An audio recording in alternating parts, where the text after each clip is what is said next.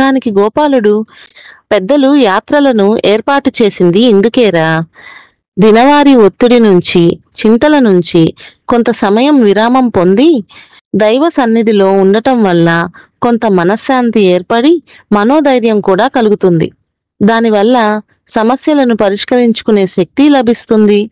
దాన ధర్మాల వల్ల ఏదో తెలియని ఆనందం కలుగుతుంది. మీ సమస్యలు ఏమీ పెద్దవి కావు.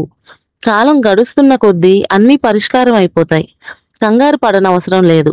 అయినా సమస్యలు లేనిదెవరికి చెప్పు? ఈ లోకంలో మనం ఉండేది కూడా కొంతకాలమే.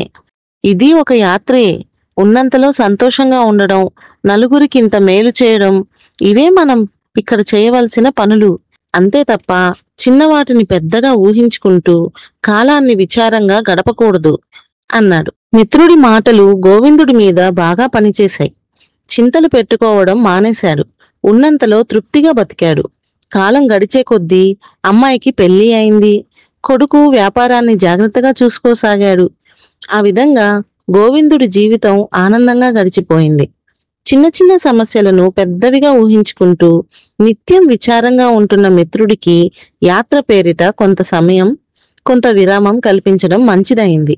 తన ఆలోచన సత్ఫలితాన్ని ఇచ్చింది అని గోవిందుడు ఆనందించాడు.